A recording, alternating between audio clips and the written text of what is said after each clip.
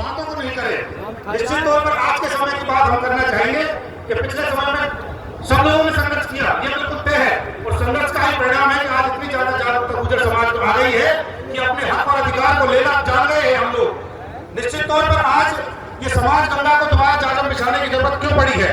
वो इसलिए पड़ी है कि समाज में आप देख सकते हैं जब पिछले दिनों कर्नल साहब जीवित थे तो उनके जमाने में जो आंदोलन होते थे उनके जमाने के सभी साथियों मौजूद थे, वो आंदोलन सफल क्यों होते थे? क्योंकि सब लोग कर्नल साहब को एक नेता मानते थे। लेकिन आज हमसे कमी क्या हो गई कि हमने विजय बैसला जी को पूरी तरह नेता नहीं माना। निश्चित तौर पर कहना चाहता हूं कहीं ना कहीं ये कोई व्यक्ति विशेष के बारे में नहीं कह रहा हूं मैं, अगर विजय भाई को सब लोग एक नेता मान लेते तो ये 233 करोड़ नौकरी मिल गई होती, 372 करोड़ नौकरी मिल गई होती, 1252 का स्ट्राइक हो गया होता।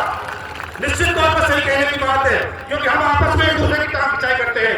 आज इन बातों को भुलाकर एक मंच पर जो संघर्ष समिति दिखाई दे रही है, ये आज से 2 साल पहले हो जाना चाहिए थी। मैं किसी व्यक्ति विशेष के ऊपर नहीं जाना चाहता, सभी भाइयों ने संघर्ष किया है। देखिए, नेता एक होता है, एक झंडे के नीचे अगर हम लोग आ गए तो हमें कुछ लाभ मिल जाएगा। अगर हम आपस में इसी तरह फूट हमें पड़ती रही, एक दूसरे नेता के प्रति छीनाकसी करते रहे, सोशल मीडिया पर गलत बयानबाजी करते हैं, जगह जगह लाइव चलाते हो, लाइव पर गलत बात बोलकर हम अपने नेता को कमजोर नहीं करें। निश्चित तौर पर आज विजय बैसला को सर्वमान्य नेता मान लिया जाए और मान लिया गया है।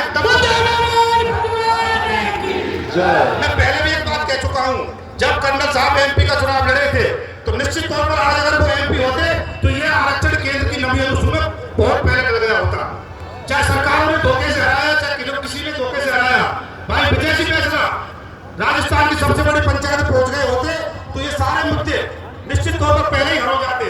आज हमें समाज को एक ऐसे नेता की जरूरत है जो सिर्फ गुर्जर की बात करे, सिर्फ एमबीसी की बात करे। हमारे गुर्जर समाज के नेता पार्टी से नहीं, समाज के धर्म से एमएलए और एमपी बन जाते हैं। एमएलए और एमपी बनने के बाद वो पार्टी उनकी पहली मां बन जाती है, समाज दूसरे नंबर पर आता है। जबकि होना ये चाहिए कि समाज पहले नंबर पर, पार्टी दूसरे नंबर पर।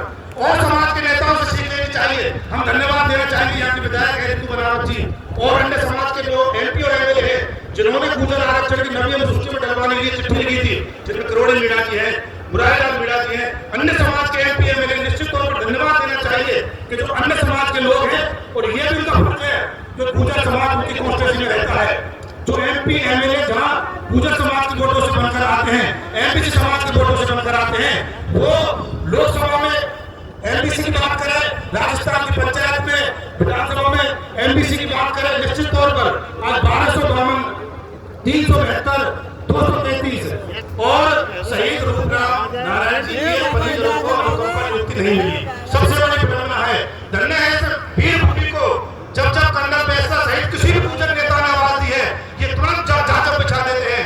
यहाँ की माता बहन, यहाँ के वीर बड़े बुजुर्ग, यहाँ के बच्चा को धन्यवाद देना चाहिए। और दोबारा आपने जो आदेश किया, जाजम बिछाइए। निश्चित तौर पर एक सकारात्मक निर्णय यहाँ से लेकर जाए। एक मेरा छोटा सा सुझाव है, जो समाज करे वो सुझाव है कि जब भी कभी कोई वार्ता हो, आज हो, आज के बाद, आंदोलन के बाद हो, तो इसमें 372 में से कोई आदमी, 233 में से कोई आदमी, 1252 में से कोई आदमी, शहीद रूपनारायण के परिजन में से एक आदमी वार्ता में शामिल होना चाहिए। मुझसे कोई गलत बात निकली हो तो क्षमा चाहता हूँ। धन्यवाद। राम धन्यवाद। मैं आगे वक्ता के रूप में गोपेश जी पावटा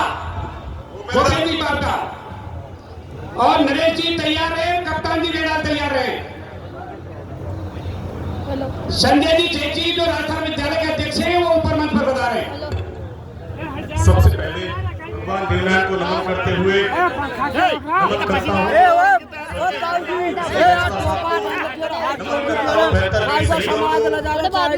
करता हूँ उन घायल सैनिकों को जिन्होंने समाज के खातिर सर्वस्व छोड़ कर दिया। रायका समाज के हमारे बीच में राजस्थान के रायका समाज के अध्यक्ष आए, आपका स्वागत है, अभिनंदन है, जोरदार ताली से स्वागत करें।